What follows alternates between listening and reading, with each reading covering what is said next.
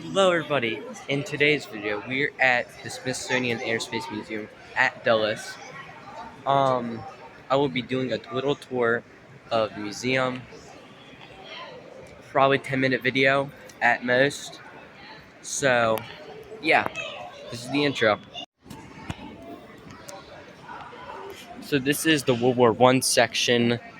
Right there we got the Enola Gay. That's what bombed Hiroshima in Japan, but we got tons of old biplanes from the World War I era over here. And here's some first ever aircraft. So here is a better view of the World War I section. We got a German aircraft, I think a British aircraft, and so on. But there's a tour guide talking about that plane right there. But we are heading in to the good section, which the B-29 Enola Gay is at. So this should be very exciting. So this is the F-6-3 Hellcat. But here is the whole museum, and yes, we got a Boeing 707 with the Concorde, everybody. But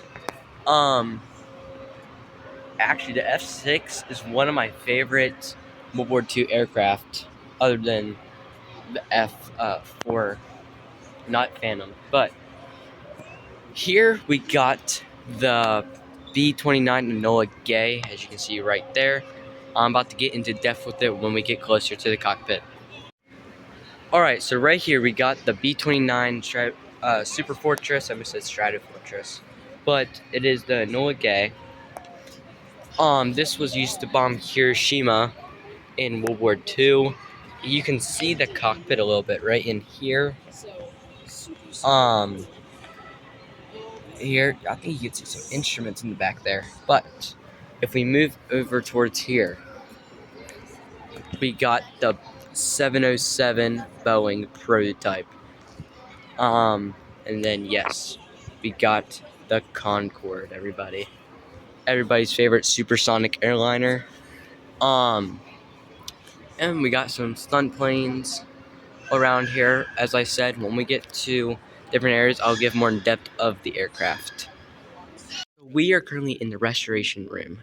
This is where they get the aircraft, build them, and clean them, and just redo them, and put them in the museum. We got an F-4 Phantom over here, Marines. This is so cool. It looks like they're fixing something like with the engine panel way down there. But yeah, I don't know what this is. But yeah, now we're gonna head over to the Discovery Shuttle. So now we have entered into the space part of the place. This is the big dome hangar. Whoa. We got Discovery. This is so big.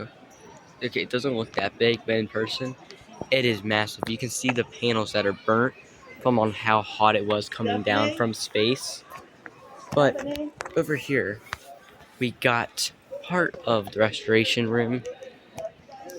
Here's like a better angle at it.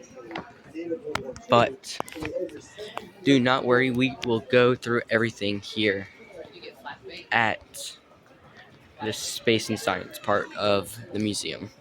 So I am zoomed in, but this is JPL. This is the rover that Mark Rober worked on. Okay, it's not the same one. It's a smaller version, but he helped work on this, which is very cool. Yeah, he probably could have touched that. Yeah, and we got this thing. Don't know what it is, but We'll figure it out. yeah, but we got a lot of satellites everywhere you look. So yeah, like I said, we're going through everything here. So this should be. Oh, actually, here it is. Yep, satellites and space probes. So most of these are probes, I think. So we're going that way. So I'll give you time to look at those. Also, look at these. All right, moving on. So everything I'm going to show you here is crazy. So this is from Saturn V, this whole thing. And then this is an exact suit from Apollo 15 mission. We got focus camera. We got the gloves, the helmet. Take time to pause the video anytime you need to.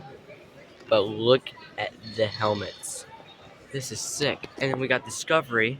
And then you come behind this and you see a whole entire capsule. Here is a picture of the capsule from Freedom 7. And then here is Saturn V, the model. This is crazy. So right here we got the mobile, it's like a headquarters facility, but it's like a camper.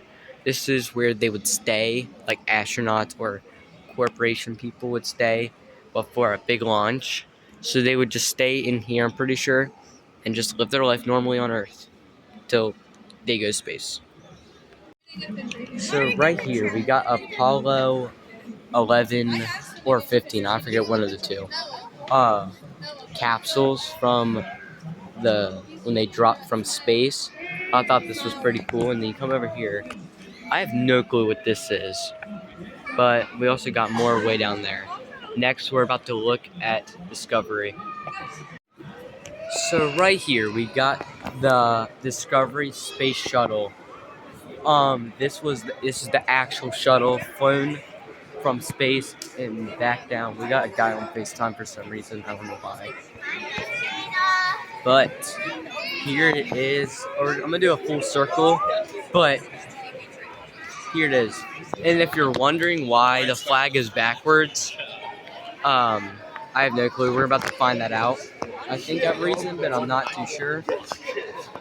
But wow, if you look very closely at the tiles, you can see the burn marks and the angle it was pitched at when it was coming up and back down. So next we're going toward, that. But now next we are going towards the engines. So now we are underside. I'm gonna make this quick because my storage is running low. Worst case scenario, I have my camera. I will film with this, somehow make a way to post it while I have my camera and video. But this is the part that attached to the 747. And then we come out here. We got a Space Lab transfer tunnel right there. But there is the engine. You don't understand how big it is until like these are the two I'm with. But like, look how big that is compared to it. This is crazy. So I'm gonna go fast through this. So we got a MiG-21F Fishbed C. We now got a A6 Intruder. We got a MiG. Let me see. I forgot. MiG. Yeah, I was about to say this is a MiG-15, and then we got, I forget that. I think it is a oh no, it's a F-86A. We got a A6 Intruder, like I said. We got, I think, oh, is this EA6B. Yep. Probably. And then this is a A4 No. right there. F8 Crusade. My bad, yeah. We got, oh yeah, T-33 Shooting Star. Good job. I've seen this over in Joint Base. If you guys want to check out that video, I will maybe put a link in the description. We got a Blue Angel F-18 #1 by Capt Grill Rudd. This, right, obviously I think we all know what aircraft that is. My favorite jet of all time, the F-14 Tomcat. We come over here. Let's see. Excuse me. I hate people.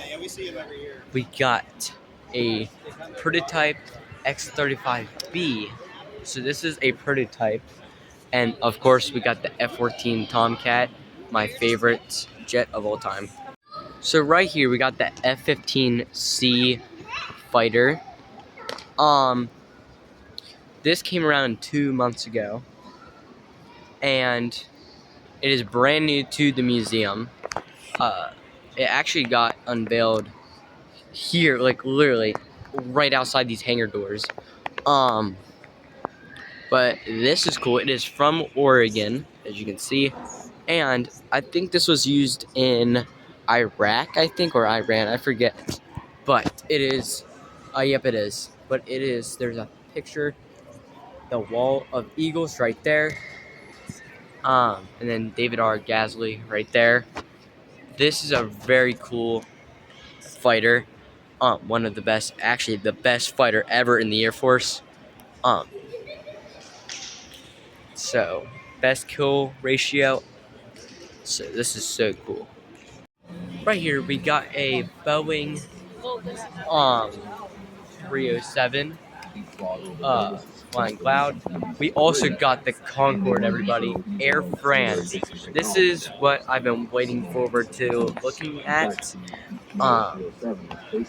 But this, we're gonna go actually up into the balconies up here and look around. So we just need a perspective on how freaking big these tires are. And then you got the intake right there. Well, look how big these tires are. And then also how little the windows are. This is a thing you got to keep in mind, guys, when you go to museums, is the little details of like planes. So look at this. Look how dirty it is. But also this flew Mach 1. This is the first ever supersonic airliner, and they're actually trying to bring it back. Not this exact plane. This is retired, but the Boom Supersonic is inventing a plane that will not break the sound barrier, which they have done successfully, without making a boom. And they have successfully done it, and they're going to turn that into this, a supersonic airliner, and they're going to fly it across countries.